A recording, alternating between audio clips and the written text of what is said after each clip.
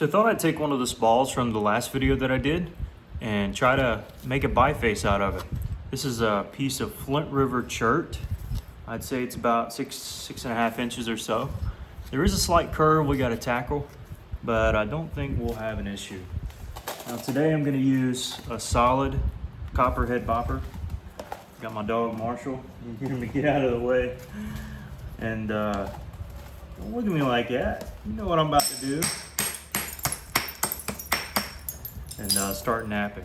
Now, whenever I'm thinning out an area like this with a curve on it, I like to strike in, because when you strike in, it begins to flatten it out. But there's still a curve on this side, so strike down a little bit just so I can reveal some chert.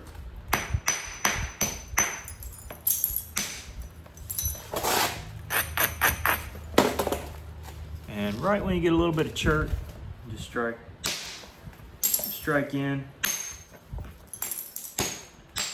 until you get it flat. And I'd say we got it flatter. So now we can move to maybe something different. Now this is a really cool, this is like just the most picturesque platform. There's a humongous ridge, thick platform. It's a little bit stout, meaning it's more up and down than jutted out. But, you know, it's good for boppers like this. But also keep in mind, if you're gonna do a stout platform like that, you don't want the very end to be real flimsy or flaky, because it cannot be that good. It can break on you. So for long flat ones, I don't like the solid, I like the lead filled copper boppers. They produce usually a thinner flake, but then again, if I'm not worried about this thinness back here, the thinness here, I'll just use this one, and usually produces a thicker flake slash spall. For instance, even though we knocked the bulk off here, well, those are rather thin, I guess, but I'll have to show you some other time. So we're just gonna work down a little bit. Now, this is another good illustration here. No real primary ridge. It'll probably follow this one and may cut into this one. But let me see if I can demonstrate what I was just talking about. Now I'm gonna hit on the edge here. Yeah, slightly thicker. Now it may not seem thicker to you, but I don't really know a way to say it. It's just thicker. Generally speaking, it'll be thicker. And so we're getting it flatter, right? So we're working it down. Now where's our length at? Do we want to cut all this off and have a length to here?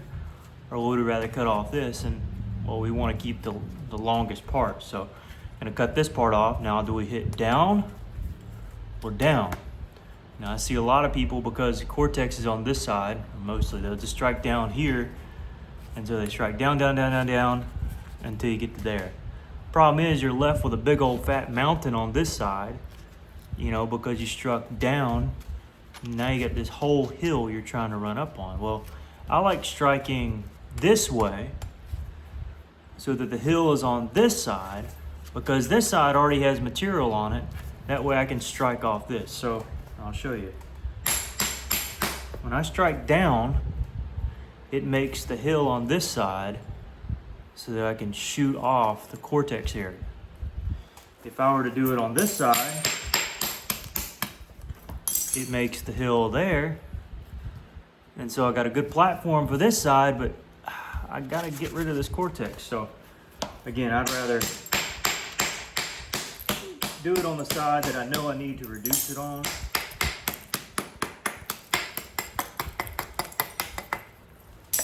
And in this case, it's the cortex side. So now we got a good platform to remove stuff off the cortex side.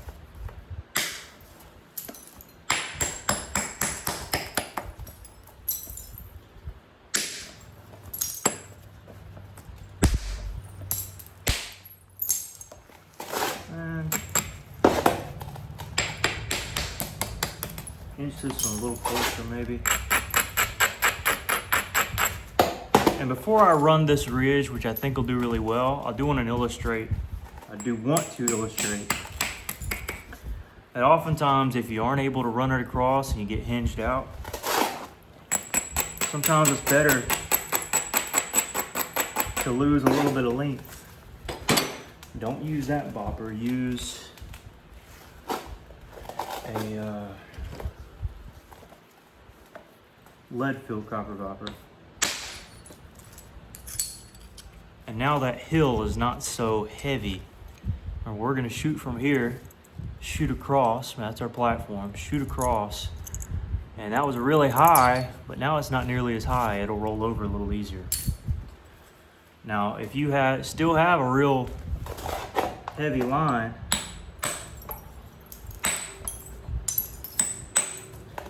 you can create another platform if the stone allows it, and you can shoot back. And that'll help a little bit.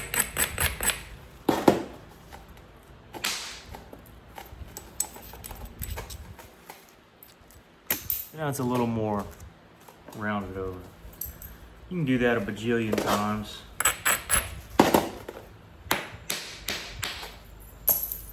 Inch my way up. Now we got a good platform to run all the way over, not nearly as high of a hill as it would have been. We're able to muscle through it and get a good flake that goes all the way across. All the way across. See, that hill would have been way higher. It would have been at least a 1/4 inch, maybe close to a 1/4 inch. But muscle it over, now very flat. And again, now both sides don't have Cortex on it. This is already the flatter edge. Okay. This is not advised, what I'm doing right here, and that's because this is really thin. Now we also got a ridge here we can run.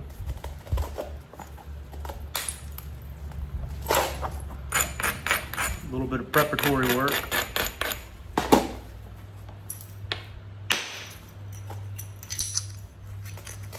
Now that ridge has been officially run.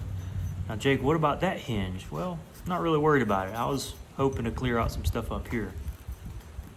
But you know, you always want to think a couple steps ahead. You know, if you aren't able to get this, then something to think about. Now, do we want to get it from the base? No. Why do I mention that? Well, we got this big bulb of percussion here. And oftentimes you can have these little stress fractures from where you initially hit into the stone.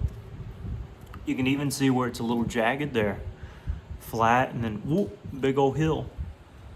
And see, there's already a release flake in there. I think our best option is just to come from the side, just right here, or from this side. Now, we can come from the base. We'll eventually have to lose some of the base anyway, so you can make an argument for that. But I say, why don't we just clean up along the edge here, and if we have a good strike, then shoot it. All right, so we're just rolling down the edge. And, oh, well, there's kind of is a natural ridge. We might have enough heft to it.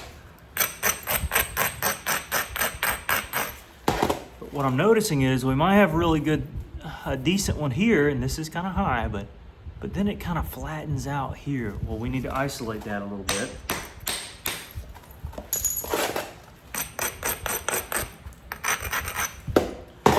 So we get something kind of like that, and we hope this ridge runs. It may not, but I wouldn't take it if I wasn't confident. And so you notice what that did, it kind of rolled back. It actually caught a little bit of that early premature, I think it caught the exact one, now that I think about it, flake that was there, and now we're all flattened out for the most part. A little bit of raised up area here. But again, now look what happens here. We got a platform here, we're gonna strike over the platform. Just notice what this does. Sometimes it works out well. This time it did. You're able to cut straight through that that bulb, and there was little residue. But you can see, I mean, these little jokers can be tricky if you aren't careful. And you notice there's a little peeler here. This is what I call them. Not affecting anything at all. They just hit right on off. But you know, something to look out for. So we got a low area here. Strike into here.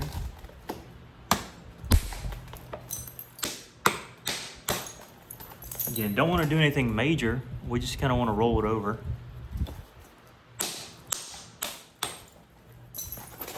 And maybe we'll take some more strikes in the middle, a little bit more major. That one I actually gouged a bit too much, but it actually worked out well. Okay, good platform here to run.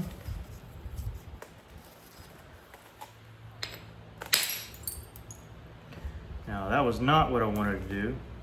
Caused an incipient crack. Now we got to see how far it went. Now it didn't go very far, and I don't think it cut out the other way. And a part of why that happened is I hit too high on the platform, and I did not hit the platform the way that the platform would have liked to have been hit. That's the best way to say it. And I knew it from the moment I hit it. And you can probably go back and watch it and be like, oh yeah, that looked a little weirder than his other strikes. Well,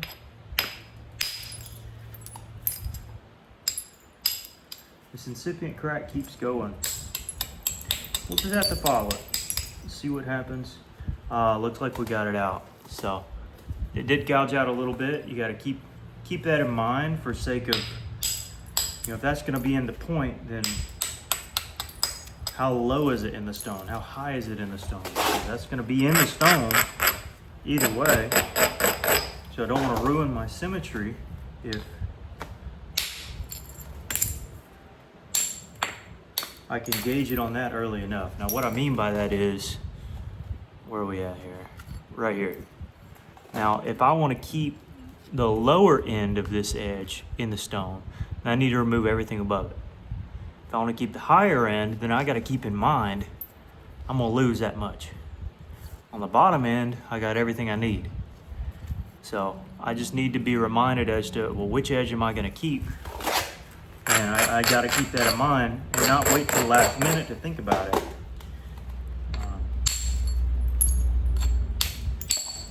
But this piece is coming out really well. It's not the candiest piece of chert in the world, but it does work okay. And at a stage like this side's fairly flat. I like to go ahead and, you know, bevel and get some rounding on the other side too.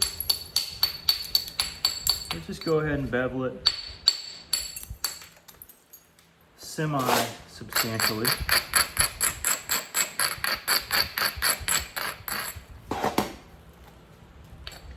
And start from either end. Again, a little bit of a hinge here. Decided to go that way first and then that way. Here. And there. Again, on a little bit lower quality piece, it's not gonna be as predictable, your strikes, but you can get them close mostly.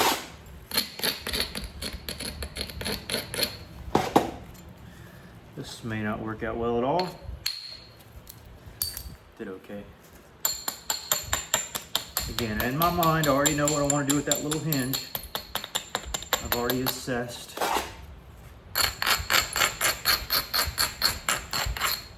what we're doing with it, and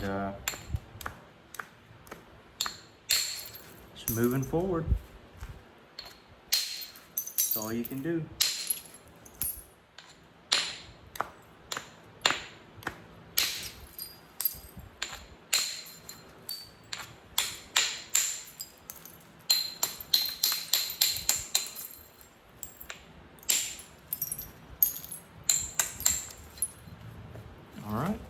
So you just whittle it on down till you get a nice biface, and you're home free from there on. Marshall's looking at me. Marshall, you ready to go? You can go and shine? Up, up. He's ready to go. All right. Thank y'all for watching. I don't have any arrowheads to show off this video. Oopsies. But I do got some cool things coming. So thanks for tuning in, and we'll catch y'all next video. Peace.